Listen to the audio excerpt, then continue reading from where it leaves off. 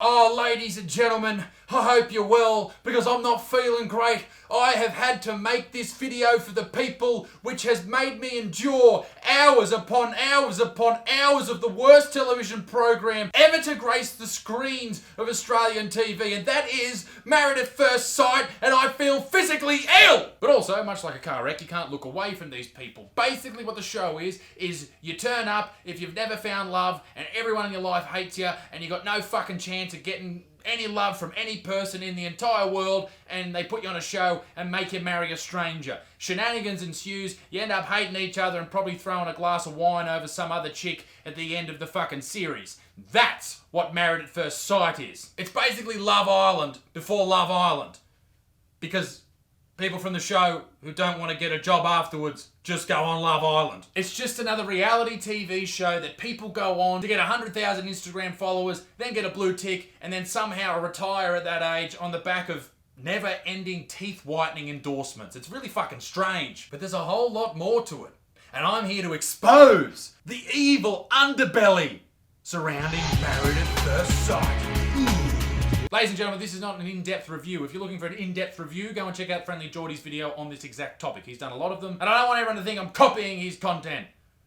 But this show's so fucked up, I need to say something. But before we go on, ladies and gentlemen, this video is brought to you by the great people at Manscaped.com. Manscaped created the first all-in-one men's grooming kit, and it makes trimming your balls safe and easy. Hey, Butterfield. How you doing? Can you just, we're just filming, so just wait a second. This can't wait. What is it? The people need to know. Oh, God. It's time they knew the real you, dickhead. What are you talking about? Your balls reek. My ancestors could smell that shit. Fucking hell. Okay, but this isn't really the place to, bring that up. What do you mean? Of course it fucking is. I need backup. Your dick stinks. And thank the ball lord I found this. What's that? That's the bloody crop preserver ball deodorant from Manscaped.com. This is absolutely amazing stuff. What is it? Not that I need this, of course. Listen here, dick cheese. You put deodorant on your armpits, right? Well, not every day. Well, you fucking should, you creep. You know what you should do? Put this on those little testes. Wow, sounds like a great idea. I will rub that on after the shower. And with the aloe vera being so quickly absorbed, it dries clear on contact. It's cruelty-free, dye-free, and vegan. Oh, that's got anything to do with this channel. The Crop Preserver Ball Deodorant is part of the Manscaped Perfect Package 3.0 kit, which comes with the patented Lawnmower 3.0 waterproof body trimmer and the Crop Reviver Ball Toning Spray. For a limited time only, if you purchase the Perfect Package 3.0 with my link, you'll also get 2 free gifts. The Shed Travel Bag and the Manscaped Anti-Chafing Boxer Briefs. And with the Peak Package Hygiene Plan, a scheduled replenishment will be sent straight to you anytime you want. Get 20% off plus free international shipping instantly at manscaped.com/Butterfield. There's no promo code needed. Ladies and gentlemen, Manscaped. Your balls will thank you. Ladies and gentlemen, let's get to know these people who are desperate for fame, these people who have sold their souls to the devil just to get on TV. Let's get to know the worst 3 couples on the show. So the father of my children is 16 years older than me. How old were you when you got with him? 17. 17.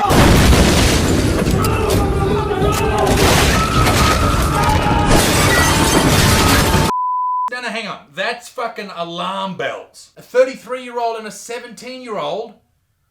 Am I fucking, a bit fucking off here, or is that just a bit odd? Mate, call the judge. I'm sorry. That's a bit red hot, isn't it? Can we get a check on that? You said, can I get a check on that? And that's the father of my children. And for you to judge me on I'm the not first judging you. night... I won't call you honey. I'm not judging you. He's fucking over 30 years old. He'll be fine. I'm sure he'll be fine. Now, this is Samantha. Now, she went through a horrible divorce. I discovered SIM cards of lots of different numbers. That was pretty much the evidence of my husband cheating on me for more than 5 years. It was humiliating. It was so humiliating. She's a single mother with a lot of trust issues, obviously. And what do with her? They stick her with this chunk of man meat. I grew up in a small country town just outside Melbourne. I think country people are a little bit more open in getting to know somebody, and they've got old school values, old school morals. I'm fucking sure this is just gonna work out splendidly. I definitely need somebody that's got a lot of drive. I'm very ambitious myself, so I want that in a partner. I would like somebody that's naturally beautiful, that's not fake. Now here's old mate, who for some reason the producer told him to take his shirt off while he does chin-ups. You look like an absolute fuckhead. And what he says there is pretty common on these dating shows. They say what they want in a partner, but it will play a pivotal role in what this video is about. You see, a lot of the dudes on this show are complete and utter He has one type of woman that he has wanted his whole life, and if he doesn't get that, he will crack the shits on national TV. Yeah, that's what's about to happen. Now, to save some time and get onto the interesting couples, they got married, they had the honeymoon, they rooted each other, and then old mate said, oh, I don't really fucking like you at all. I just wanted to stick one right up your coitus. She then proceeded to crack the shits at Cam, and let's just say this, put this out there into the ether. You should never be an adult called Cam. Like, what the fuck, dude? This gets us to the most exciting part of the episode. You don't go and then have intimacy with somebody and then tell them the next day that you don't have any kind of connection or attraction to them, so... Hang on. Oh my God, you go, girl. Yes, we got intimate because it felt right. But the honesty box came out, and I'm honest with her. I told Sam that she was attractive, that she's not the type of person that I normally go for. I wanted to be honest, okay? Fuck off, you male pig!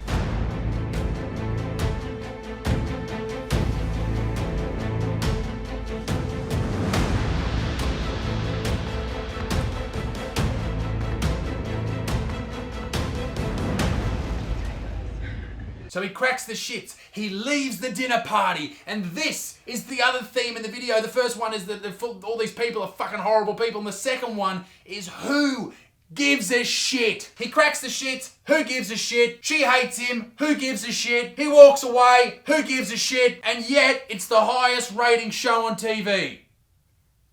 What the fuck? I guess the only reason people watch this show is because they look at it and then they think to themselves after their big day at work, you know what? I'm not the biggest fuckwit I know. Anyway, let's move on to the second worst couple of this show, and it's this cocksmoker. Oh my God, we have a tie. It's two cocksmokers. What a twist. I wouldn't say I've broken into the fashion industry yet. I've just been working over a number of years trying to create my own brand. Please make welcome to the channel for the first time, Sam. Now Sam, not only does Sam have the worst haircut of all time, and anyone with this haircut should go and find the closest car door, stick their cock in the car door and slam it as hard as they can, but he also has his own clothing brand. And can I just say this? Fuck off, mate. No one wants to buy your shit clothes. There's only one clothing brand that anyone gives a shit about, and it's my fucking clothing brand. The Butt's Barn, fuck you to the moon, it's good shit, go and get it! IsaacButterfield.shop. And here's the second cockhead. It's Canberra's Hit 104.7. Good morning, it is Bryson.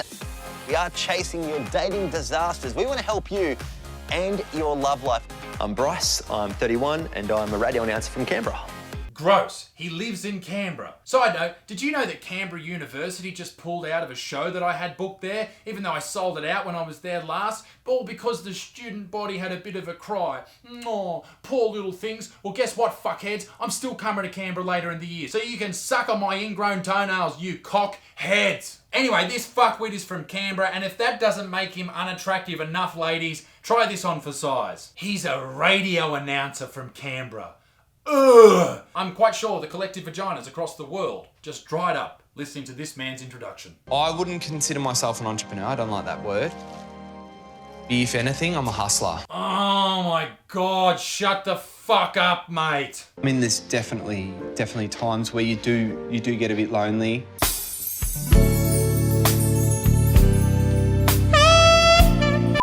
Jesus Christ, that took a fucking turn. Anyway, they both get married. You may kiss your bride. And the other one marries this fucking pterodactyl. Oh, it's all my Represent. And then after a few days, their cuntiness comes out and the real reason they're single is displayed to the world. Am I your usual type?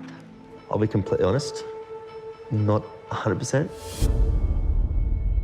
You fucking idiot. Just lie. How hard is it? And And this is what this Sam dude does too. They're so critical of these women. And they fucking just say, oh, you're not this, you're not that, you don't look like this. Have you had a look at yourselves? I don't care how good looking you are. Everyone hates you. They're doing dumb shit. Like rating the woman he just married, the one he's sleeping next to in bed, rating her as the 4th best looking bride on the show. Can you not look where I put it? I'm not. Oh, man.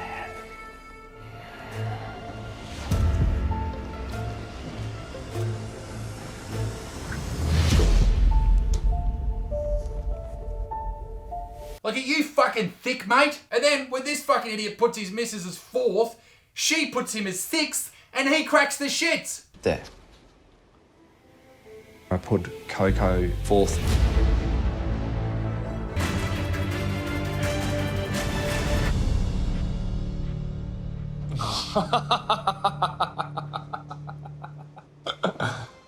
Fuck you! This is why I don't like these blokes, because they're giving men a bad name. You should have seen Twitter light up, Instagram light up from hardcore feminists and feminists all over the country talking about the toxic masculinity that is coming from these men. And I guess they're fucking right. Most dudes aren't like that. And if you are like that, give yourself an uppercut, you fucking turd. Like both of the chicks that these dudes are married to, it seem like nice people. They might not be behind the camera, so they seem like nice people, and these guys are just carrying on like the biggest fuckwits of all time. Now, yeah, g'day, future Buttsman here. Now, if these assholes weren't assholes enough, these assholes joined forces to become the biggest bunching of assholes that you ever did see. Who will win the war of the assholes? Find out now. So, Bryce, I've heard you got a problem. I have a problem. Yeah, address it, please. Yes, please tell me. I need to know. I need to know why two people that even their own mothers hate are beefing. From this point, Sam says that Bryce has a big nose, and then Bryce says that he doesn't respect women, even though Bryce was pretty rude to his fucking missus just a couple of nights ago on the show, and shenanigans ensues. But this lady hit the nail on the fucking head. Okay, so do you think he respected women in general, like respected Coco on the couch? I think it went a bit of both ways. Like, you can see that they're both very strong personalities. Strong personalities. If you've ever had someone say that you have a strong personality, that's a polite way of saying that you're a giant. What are you smirking at? Wait. What are you smirking at? You, mate. Less people like you in the world, it'd be a much better place. Bryce right now is on the verge of tears. He's like a kid at primary school getting in his first fight. Like there is a tantrum incoming. He's a compulsive liar. Let me say this, mate. Damn. Someone who works on a radio station, I think it'd be a lot funnier, and you're actually a douchebag. Am I? Yeah, you are, buddy. Yeah. Bryce, both of you.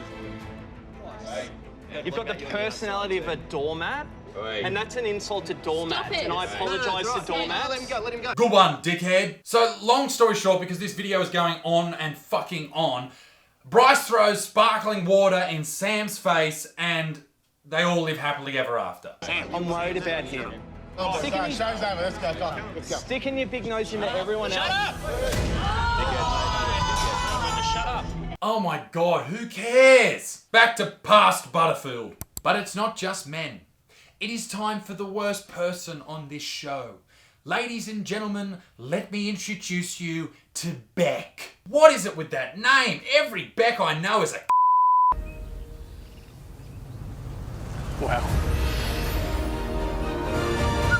Okay, so this is Beck, and she's marrying this dude that everyone thinks is hot, except Beck hates his guts. Why? Because when she walks down the aisle, he smiles at her, and she sees that he has shit teeth. He's got little baked bean teeth.